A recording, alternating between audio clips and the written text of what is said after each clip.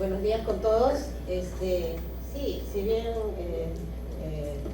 lo ha mencionado el doctor, esta mañana vamos a tocar un tema que es de mucha relevancia para lo que es ginecología y el ambiente en el caso del área de reproducción humana, ¿no?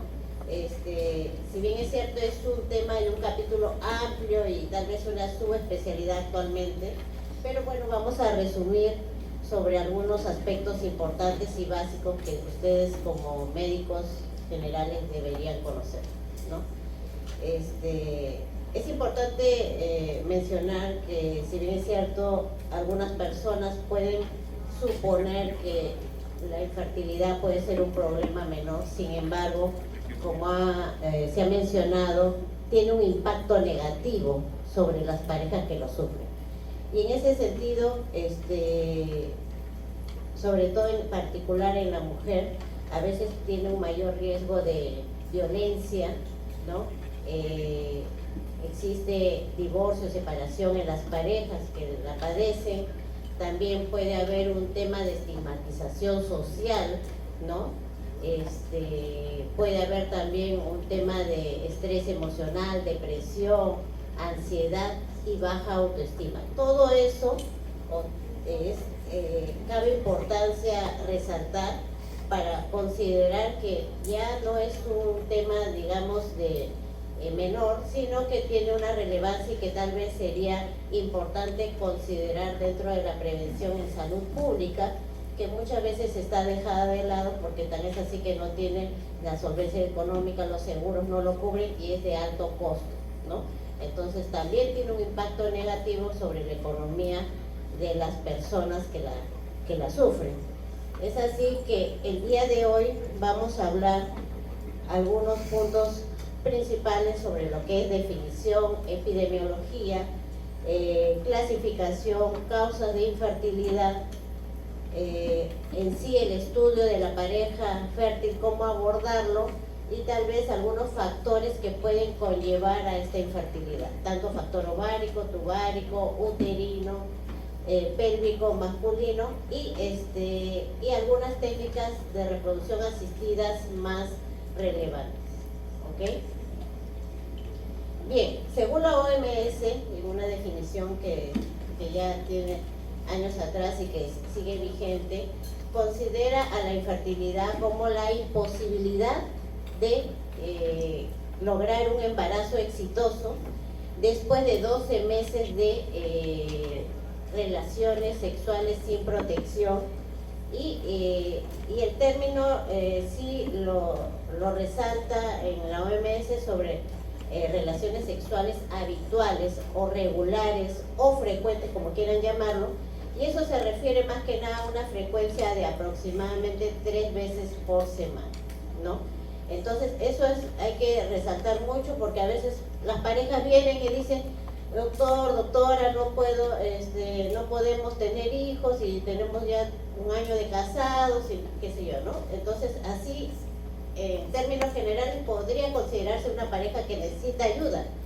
Sin embargo, después haciendo la anamnesis, la pareja viaja constantemente, no hay una buena, no conviven, entonces digamos que eso hay que resaltar para determinar, digamos, la exposición que puede tener esa pareja a un tema de fertilidad, ¿ok?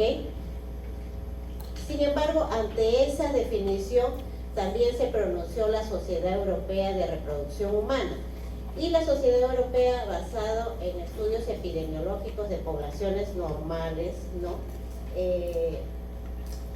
Estableció que digamos el éxito de un embarazo con una frecuencia regular de relaciones sexuales podría lograrse cercana al 100% en una pareja normal durante 2 años, ¿no? Y es así que la considera como infertilidad o una pareja infértil cuando la falta de embarazo durante 2 años de relaciones sexuales frecuentes sin protección, ¿ok?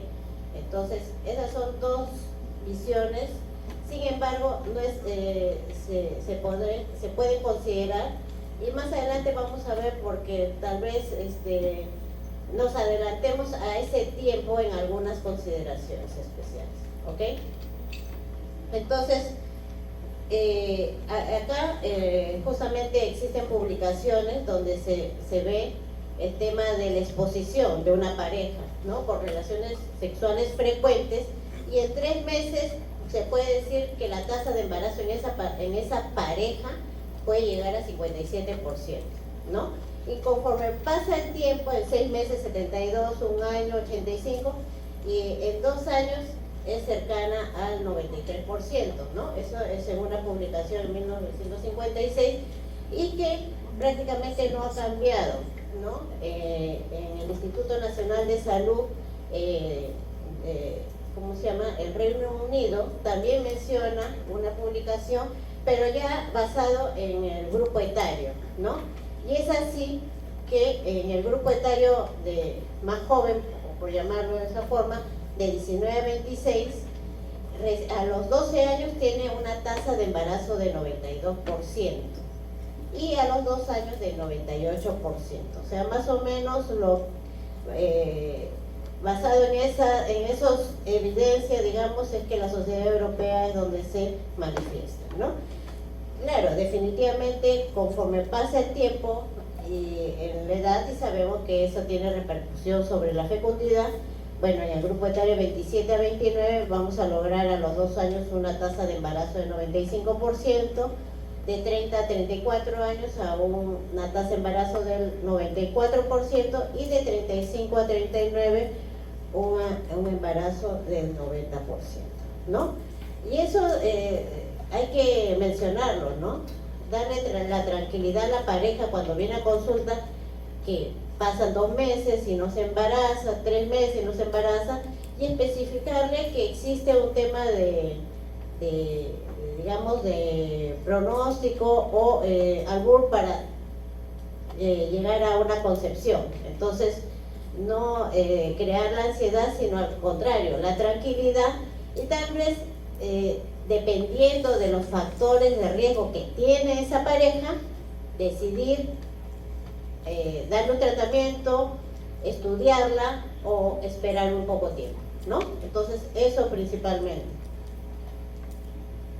Epidemiológicamente menciona que la infertilidad es una condición frecuente que afecta ya actualmente a 70 millones de personas en todo el mundo. De ahí la relevancia, ¿no? La Organización Mundial de la Salud también estima que el 9% de las parejas en el mundo tienen problemas de infertilidad, ¿no?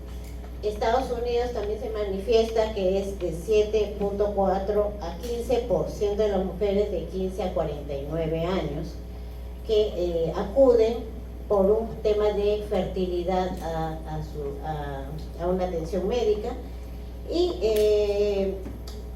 en otros hallazgos mencionan que 1 de cada 8 mujeres de 15 a 49 años ya reciben un tratamiento de fertilidad. ¿Qué ha pasado en estos últimos tiempos? Bueno, definitivamente la tasa de fecundidad ha disminuido, ¿no?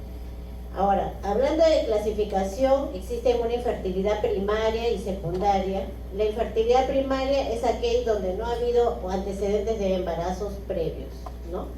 No ha habido embarazos previos. Y, sin embargo, cuando hablamos de infertilidad secundaria, es la que ya ha habido antecedentes de embarazos previos, aunque no necesariamente ha habido un recién nacido vivo, ¿no? Llámese que una paciente abortadora habitual viene, ya estamos considerando como una paciente con infertilidad secundaria, ¿ok? Entonces, ese término posiblemente lo van a escuchar seguido dentro de lo que es las historias clínicas y en los antecedentes.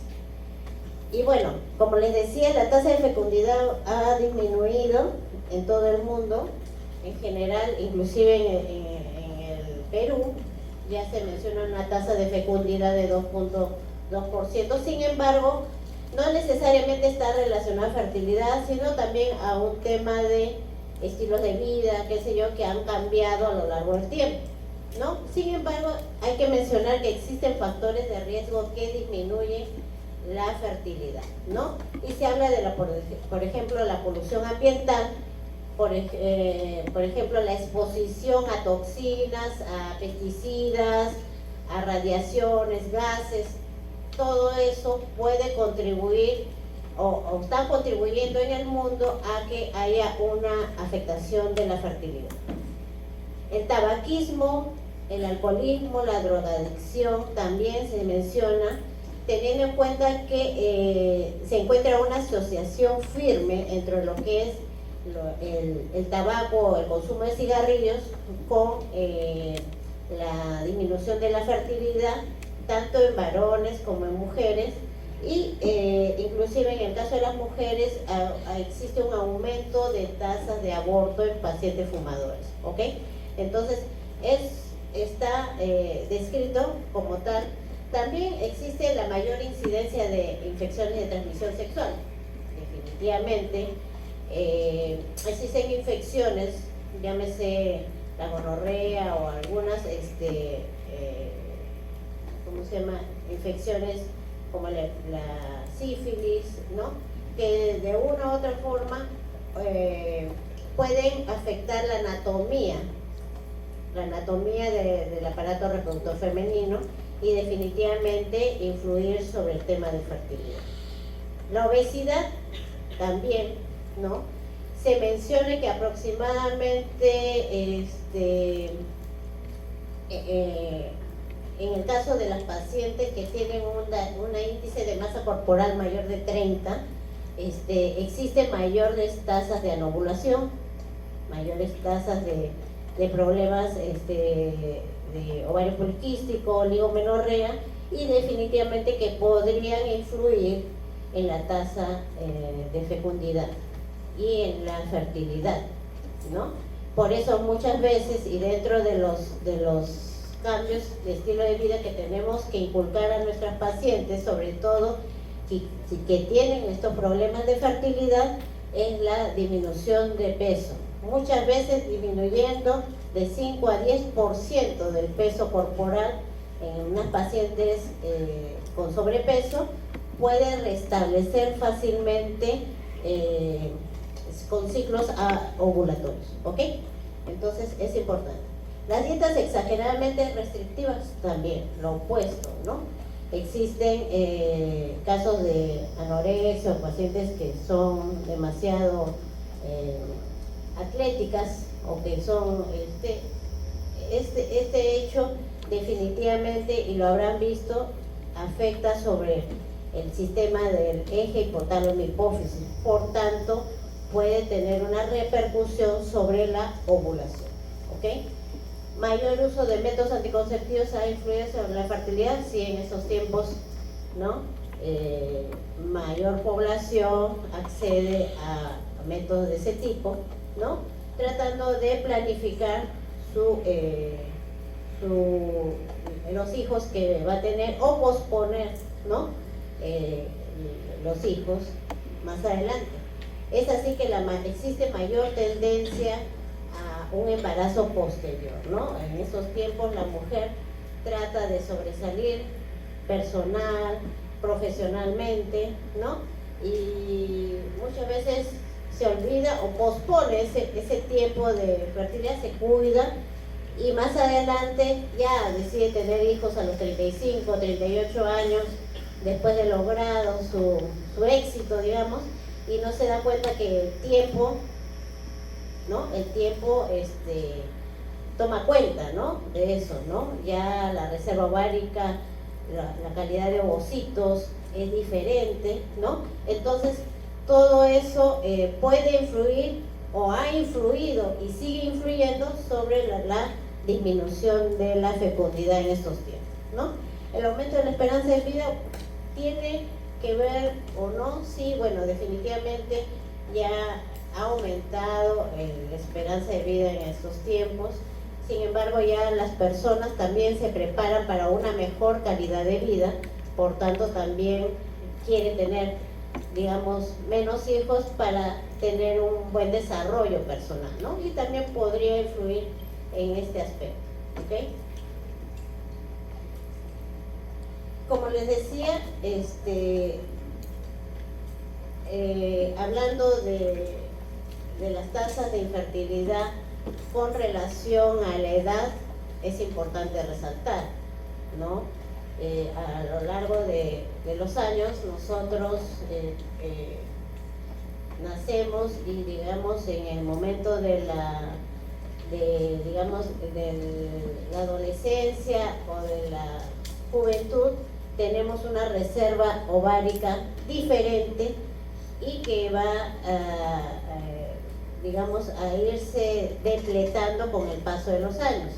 Y es así que se ve una tasa de infertilidad mayor definitivamente en las personas de 35 en adelante, ¿no? Habiendo un incremento sustancial de la tasa de infertilidad en esta población o en este grupo etario, ¿ok?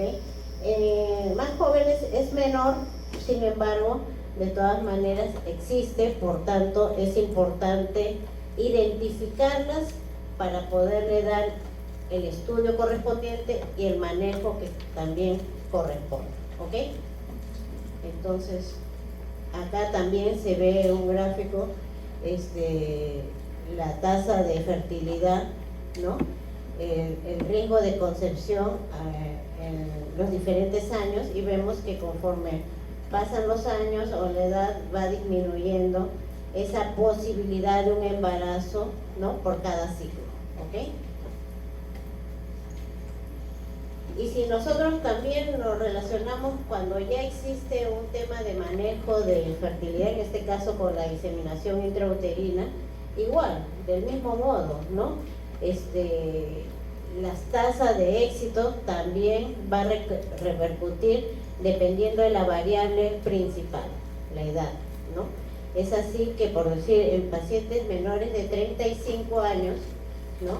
Menores de 35 años, podemos encontrar un éxito de 11.50% con el tratamiento de inseminación intrauterina, ¿no? Una tasa acumulada del 24.20%. Sin embargo, en pacientes de 41 42 años ya el éxito se reduce, ¿no? De 4.30% en la tasa por ciclo de embarazo y de 7.40 en una tasa acumulada, ¿ok? Ahora, es importante tomar ese parámetro para definir cuándo, digamos, hacer un estudio de la pareja infértil, ¿no? Entonces, es diferente que venga una paciente de 25 años y decir que quiere que lo ayude a un tema de fertilidad, a que venga una paciente de 35 o 40 años, ¿ok? ¿Cuáles son las causas de infertilidad más frecuentes, no?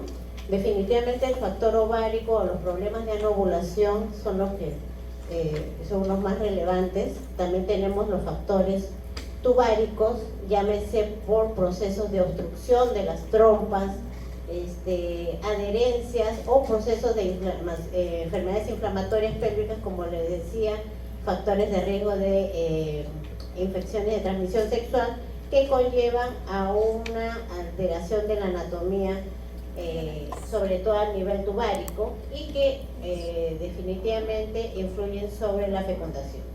El factor pélvico de igual forma, ¿no? Sobre todo hay casos de pacientes que son operadas, ¿no? Que crean adherencias, pacientes con endometriosis también tienen que ver con el tema de la fecundación, ¿no? El factor masculino, ¿no? Ahí se ve un amplio porcentaje del causal, ¿no? Antes se determinaba, cuando la paciente venía por un problema de fertilidad, siempre el varón decía, eres tú. Y no es así. Ya ahora casi el 50% es causal de un factor masculino. Por tanto, ambos tienen que ser estudiados en el momento del ingreso o de identificar una pareja que tiene infertilidad. El factor cervical es mínimo de 5 a 10%, pero generalmente puede estar asociada a otros factores, ¿no? De por sí, la causal principal que sea factor cervical es mínimo y más está relacionado con otros problemas, llámese de factor masculino, ¿no? O factores de anovulación. Y sí existe algunos detalles de 8 a 30%, en promedio, o la mayor cantidad de publicaciones dice que 15% de las infertilidades no determinamos la causa, ¿no? El 85% sí podemos llegar a un diagnóstico, digamos, del problema. Entonces, basados en eso y en toda la lista de causales y, digamos, los factores que existen predisponentes, nos preguntamos cuándo realizar un estudio de una pareja infértil, ¿no?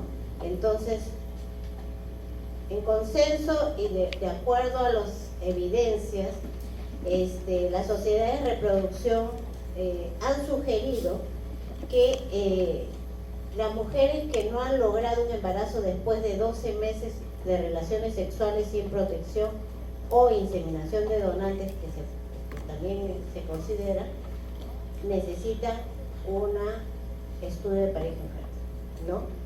Sin embargo, se recomienda que sea más temprano cuando sea mayor de 35 años. O sea, no esperar los 12 meses, ¿no? En caso de pacientes mayores de 35 años que no han logrado concebir por 6 meses, ¿no? Y mujeres de 40 años, no esperar nada, ¿no? Desde ese momento empieza el estudio, ¿no? Porque ya sabemos que la paciente ya tiene digamos, una repercusión a nivel funcional y de su reserva ovárica. Entonces necesita ya un estudio tal cual, ¿ok? Que después identifiquemos otros problemas, factores masculinos, qué sé yo, eso se ve más adelante, pero la paciente sí o sí ya tiene que ser tratada, ¿no? O al menos estudiada y para establecer, digamos, el pronóstico.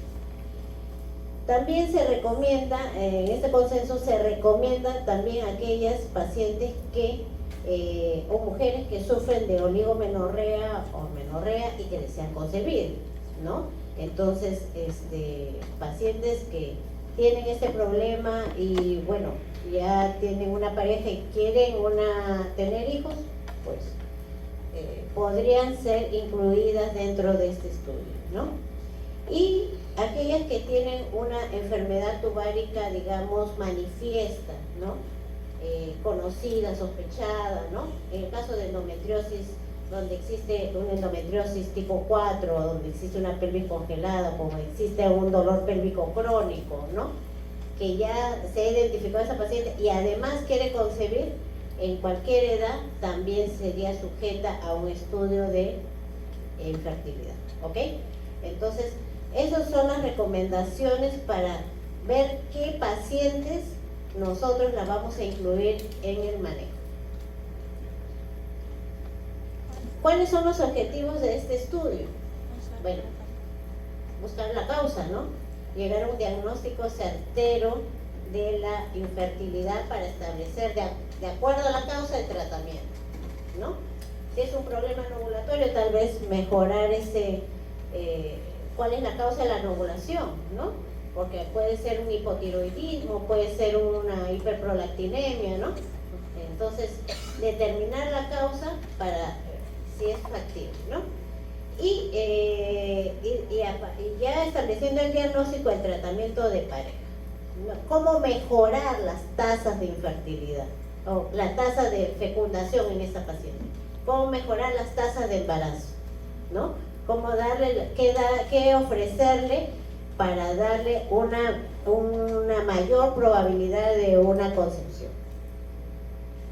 Entonces, ya identificado la paciente o la pareja infértil o aquellas que hemos sugerido que entren en nuestro estudio, se le debe hacer una historia clínica, ¿no? Completa, una exploración física detallada, tanto al varón como a la mujer, ojo, ¿ya? Y en el caso de la mujer, bueno, hacer, aparte del estudio o el examen clínico, examen general, hacer una ecografía transvaginal para ver la parte anatómica. Pero la ecografía transvaginal no solamente va a ver la parte anatómica, también va a ver la parte funcional, ¿no? Ya se establece que se puede hacer un recuento folicular a través de la ecografía, ¿no? Entonces podemos saber qué tanto es su reserva ovárica, ¿no? Aproximadamente, si nosotros encontramos 10 folículos en una paciente, podemos decir que tiene una buena reserva ovárica en una fase folicular temprana. Entonces, esos son los parámetros que ya nos indican cómo va la paciente, ¿no? De rutina, el Papa Nicolau, sin embargo, hay que hacer todo el estudio completo a este tipo de paciente. Entonces, la paciente que nos ha llegado sufre de oligomenorrea o menorrea o tiene menstruaciones regulares. Si sufre de un problema de ciclo menstrual, entonces, con más razón, estamos obligados sí o sí a hacer el perfil hormonal, FSH, LH, estradiol. También se les considera actualmente la hormona antimuleriana dentro de las funciones hormonales y también descarte de otras patologías endocrinas, tiroides, ¿no? Hiperprolactinemia, ¿no?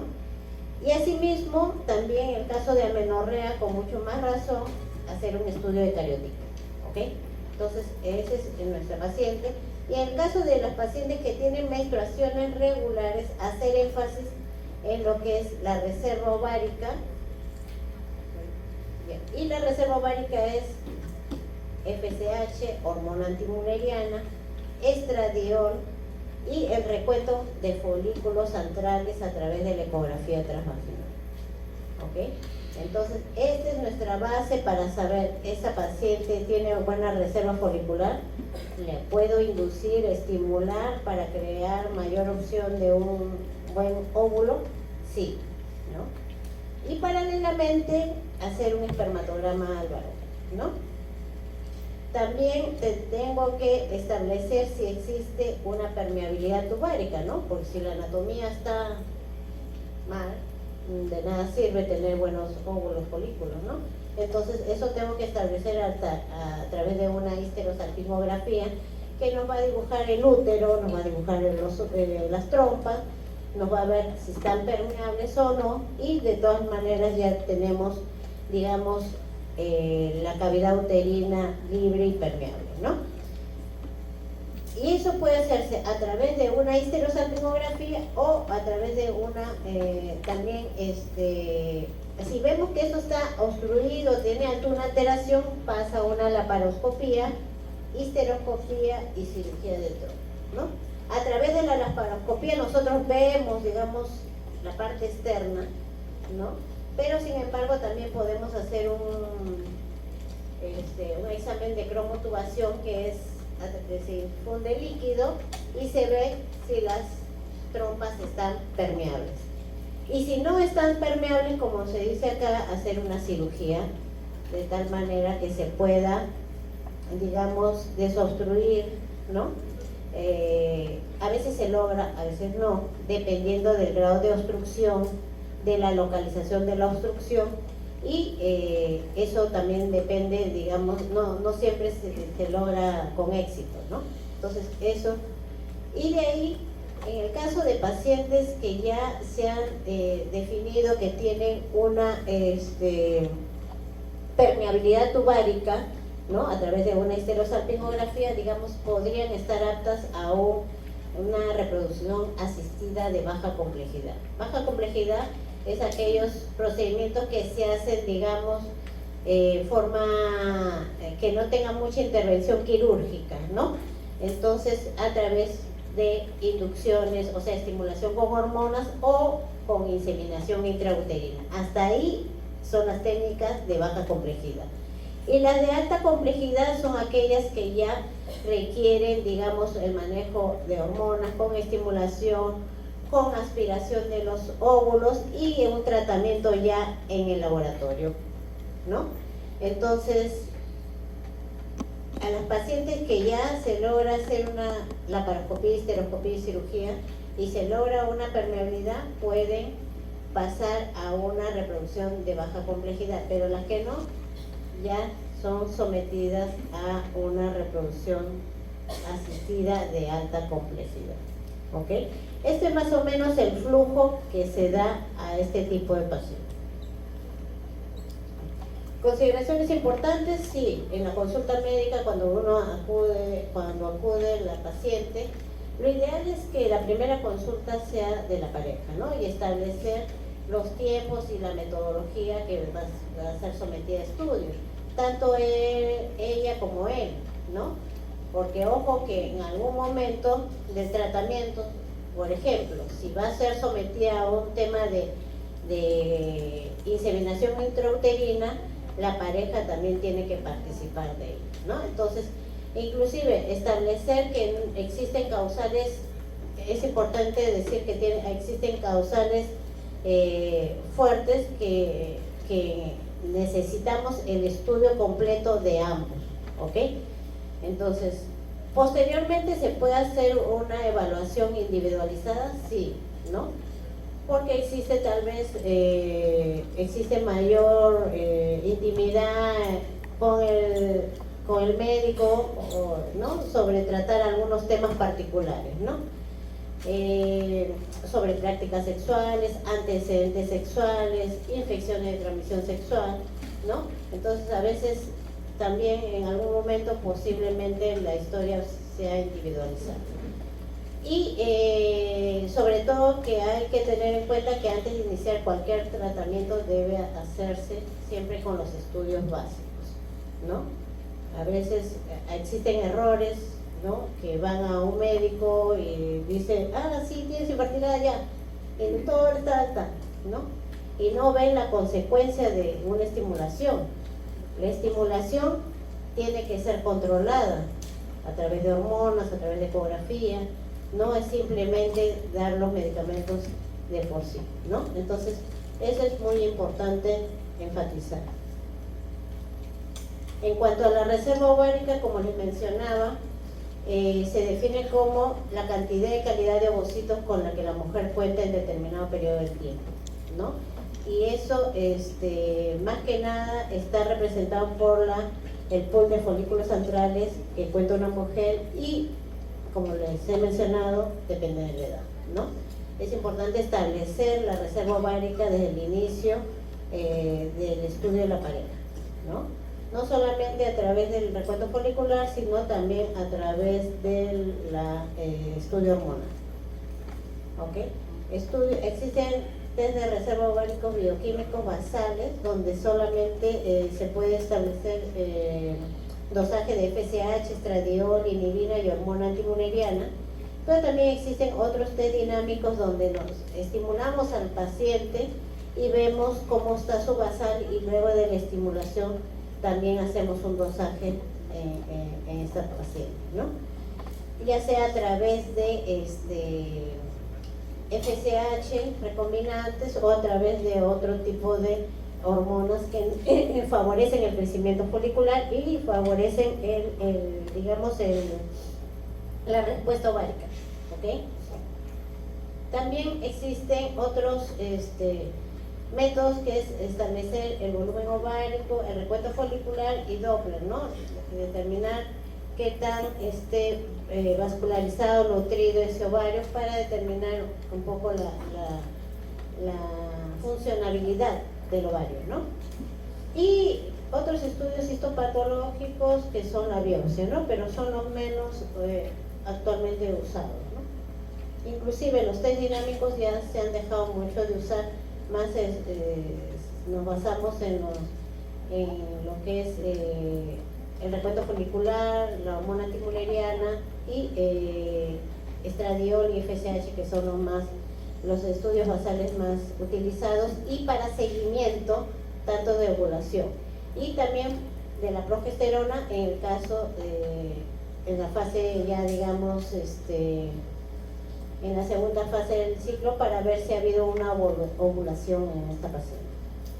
Entonces, la determinación de hormonas basales en el día 3, ¿no?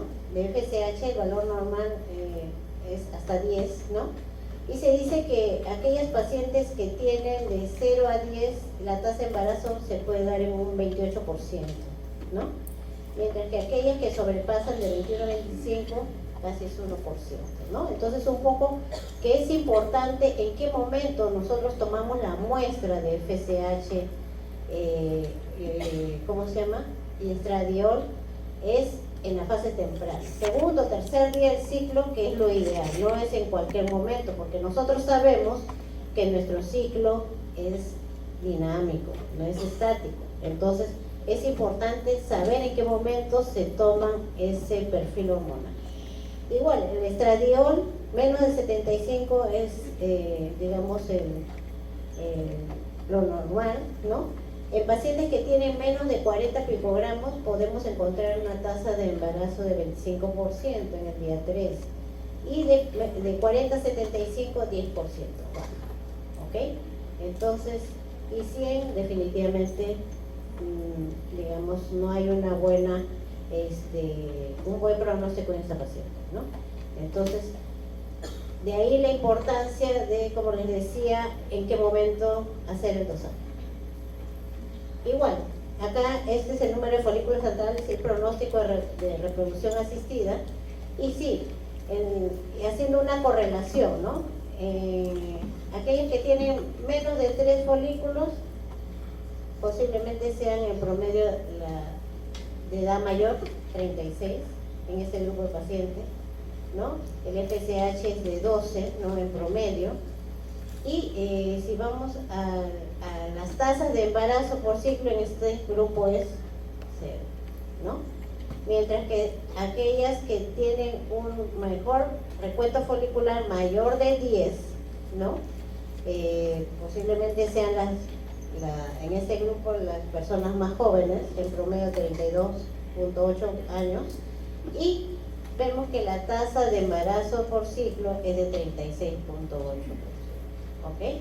Entonces, definitivamente existe una asociación en el recuento folicular con la posibilidad o el pronóstico de un embarazo, sí, ¿no? Y está relacionado mucho con el dosaje hormonal también, ¿ok?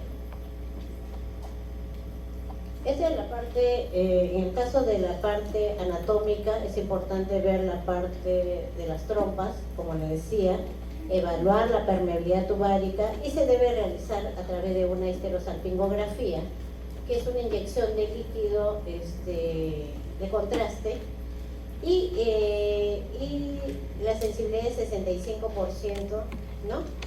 Una especificidad de 83%, ¿no? Se inyecta y se ve la permeabilidad de las trompas o la obstrucción, ¿no? Cuando cae al vacío, a la cavidad peritoneal, podemos decir que existe una permeabilidad, ¿okay? Acá vemos que existe, si bien es cierto, está la cavidad aparentemente adecuada, sin embargo existe un engrosamiento o dilatación a nivel de las trompas, ¿no? Entonces, directamente nos puede decir que hay una enfermedad inflamatoria pélvica en esta paciente, no sé si aguda o crónica, pero que puede estar obstruyendo las trompas y por tanto puede ser causa de infertilidad, ¿no? También a través de esta prueba podemos ver la anatomía, como les decía, y malformaciones uterinas, ¿no? Es una paciente que tiene un tabique, ¿no? Y que definitivamente también puede ser motivo de infertilidad, abortos recurrentes o, ¿no? Abortos habituales, porque no hay una buena implantación, ¿ok? También otra malformación de tipo congénita, ¿no? Ahora, ya la ecografía ha avanzado con respecto a eso, ¿no? Entonces también la ecografía ya nos da un punto importante para ver la parte anatómica y a través de malformaciones congénitas, ¿no?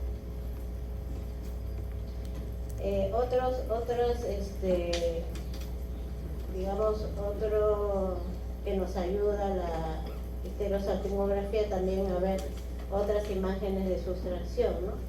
Entonces, en este caso es un mioma, ¿no?, que está obstruyendo la cavidad, ¿no? También las adherencias intracavitarias, pacientes que han sido sometidas a una cirugía, a un procedimiento, digamos, de grados uterinos, AMEUS, ¿no? Pueden hacer adherencias intrauterinas y eso, ¿cómo se llama?, producir infertilidad porque no existe una buena implantación a nivel del blastocisto en el momento adecuado, ¿no? Y bueno, la laparoscopía, como les decía, nos da una visión amplia sobre lo que es la anatomía, el útero, las trompas, los ovarios, ¿no? Ver la cavidad, si existen adherencias, y también paralelamente hacer una cromotubación para ver la permeabilidad de las trompas, ¿no? Estos son puntos endometriósicos, ¿no? Y posiblemente obstrucción de las trompas por esta misma fibrosis y esta reacción que hace este tipo de pacientes, ¿no? La laparoscopía nos ayuda a visualizar claramente, digamos, toda la cavidad, ¿no? Inclusive no solo diagnóstica sino quirúrgica, que nos permita liberar todas esas adherencias que pueden ser causas de obstrucción e infertilidad en este tipo de pacientes, ¿no? Igual en el caso de endometriosis. Y bueno, la histeroscopía también es un estudio complementario, ¿no? Que también visualizamos directamente la cavidad uterina, ¿no? Para ver si hay pólipos, miomas, ¿no? No necesariamente vamos a llegar a una histerosalpingografía, con una histeroscopía, y ahora histeroscopías ambulatorias, se puede hacer el estudio de la cavidad, ¿no? De tal manera que nuestro tratamiento de infertilidad no se vea complicado en el caso de que si vamos a hacer una inseminación intrauterina no se vea afectado, ¿ok? Entonces, acá a través de la histeroscopía permite evaluar toda la cavidad. La histerosonografía también es un método complementario que es una ecografía pero con una infusión de líquido que también nos puede dar detalles de que existan imágenes adicionales como miomas, mucosos, pólipos y algo que esté dentro de la cavidad. En cuanto al factor masculino, el factor, como les decía, puede llegar a un 50% actualmente como causal de infertilidad, ¿no? Y las principales, y es una de las principales indicaciones de una terapia de reproducción asistida de alta complejidad, ¿no? La falla testicular es la causa más común de infertilidad masculina, a veces la menos estudiada, ¿no? Por eso es importante involucrar a la pareja para hacer ese estudio. Y ese estudio se basa casi exclusivamente en el espermatograma o semiograma, que es lo que nos da, digamos, una visión general cómo está la función espermática, nos da la cantidad y la calidad del espermatozoide en este varón, ¿no?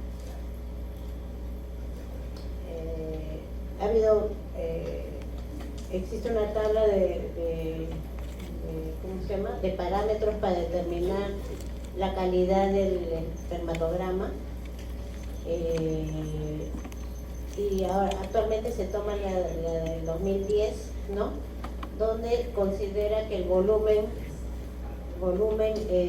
es de 15 millones, ¿no?, de espermatozoides, ¿no? Y también encuentra otros parámetros, ¿no?, pH, además de también la motilidad, que es importante considerar, ¿no?, porque no solamente es cantidad, sino calidad. Sabemos que el espermatozoide tiene que viajar y llegar casi hasta la trompa para producir la fecundación. Si no tiene una movilidad adecuada, posiblemente ese espermatozoide se quede en el camino, ¿no?, o muera, ¿no? Entonces es importante tanto considerar la motilidad progresiva, la motilidad total, para determinar existe o no un problema de masculino, ¿okay?, en este paciente. ¿Qué estudios del factor masculino se realizan? ¿No? Espermatograma, también se hace el cultivo de semen, porque cuando vemos que existen gérmenes, ¿no?, de una u otra forma pueden influir en el funcionamiento también o la motilidad del espermatozoide. Entonces también se hace el cultivo de semen, biopsia testicular en el caso de que exista azospermia, ¿no? Entonces es importante también estudios citogenéticos en el caso de que establecer cuál es la causal de la azospermia en este varón, ¿no?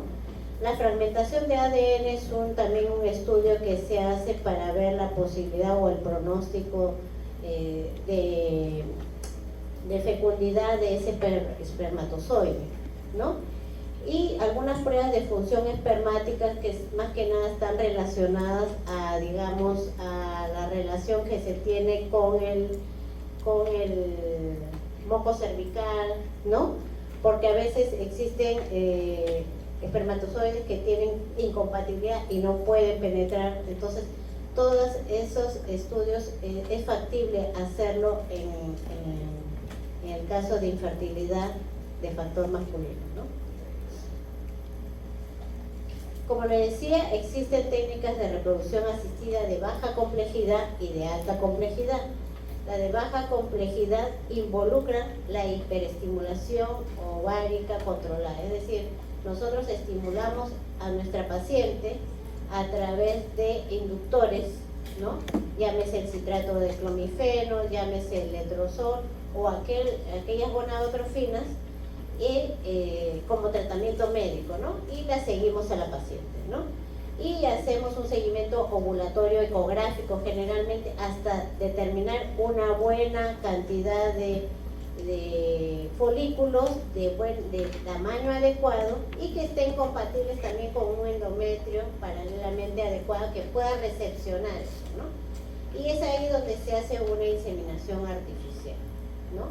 Para la inseminación artificial, el espermatograma tiene que, ¿cómo se llama? El varón tiene que dejar su muestra de semen y esta ser capacitada en el laboratorio, ¿no? Lo nutren, concentran, purifican, digamos, sacan los mejores espermatozoides y eso es lo que se insemina a la paciente. Y la terapia de alta complejidad que involucra la fertilización en sí, ¿no? Es in vitro. Y también existen otras formas de fertilización, que son la inyección intracitoplasmática llamada ICSI, la transferencia de gametos y la transferencia de cigotos, ¿no? Entonces la inseminación artificial, como le decía, es un procedimiento que ya teniendo la muestra de semen, digamos, concentrada, capacitada, se introduce dentro de la cavidad uterina, ¿no? Paralelamente nosotros ya hemos inducido a la paciente una inducción ovulatoria con una estimulación hormonal, ¿no? Y se coloca, ¿no? Y en el caso de terapia de reproducción de alta complejidad, ya normalmente es luego de que nosotros logramos un crecimiento folicular adecuado, la paciente se realiza una aspiración de esos folículos, como vía vaginal. Se les trae los folículos, los lleva al laboratorio y en el laboratorio se coloca los espermatozoides y es así que se realiza la espera de la penetración del espermatozoide. Esa es una fertilización in vitro. Y una ICSI o fertilización intracitoplasmática es cuando nosotros no esperamos que le hacemos el favor al espermatozoide, lo introducimos, ya está dentro, ¿no? Entonces es lo que más se realiza, tiene mejor éxito que en el caso de la fertilización in vitro simple, ¿no? Entonces, esos son también existen otras variantes, ¿no? En el caso de parejas infértiles con donantes, tanto masculinos como femeninos, tanto de ambos gametos, ¿ok? Entonces, estimulación ovárica, ¿no? Luego de que he estimulado a mi paciente, se hace la punción folicular, ¿no? Preparo el semen paralelo, se hace el ICSI en este caso, ¿no? Luego de que ya se han unido, supuestamente pasa a un cultivo, ¿no? Se deja crecer hasta un periodo de blastocisto y luego de que ya esté en ese momento, en ese periodo blastocisto, se introduce nuevamente al útero. Paralelamente en esta paciente, dependiendo de la edad, dependiendo de su reserva funcional hormonal, se le da un soporte hormonal para que ese embrión que se ha transferido crezca. Nosotros como especialistas usualmente hacemos el seguimiento a la paciente hasta las 12 semanas, ¿no? Donde ya se ve que existe ya una viabilidad fetal, ¿no? En buenas condiciones, mayor riesgo, y de ahí pasa ya a un control prenatal, ¿no? Si es que se logra con éxito este empleo, ¿ok? Como le decía, control por ecografía hormonal. En ese control nosotros también tenemos que prever el pico de LH. Nosotros sabemos que la ovulación se produce posterior al pico del LH. Entonces en estas pacientes muchas veces no tiene un ciclo, digamos, muy regular, ¿no? Y dependiendo de la edad, como hemos dicho, ¿no? Entonces nosotros como que nosotros somos los que manejamos el ciclo a través de nuestras hormonas. Y nosotros le vamos a dar el soporte de LH para que se produzca el pico en el momento que nosotros requeriramos para continuar nuestro manejo de infertilidad, ¿ok? Se extraen los folículos, el procedimiento cultivo y el soporte, como les decía, ¿no? Y el control de la gestación posterior. Bien, más o menos he hecho un resumen, es largo como he dicho, pero cualquier pregunta.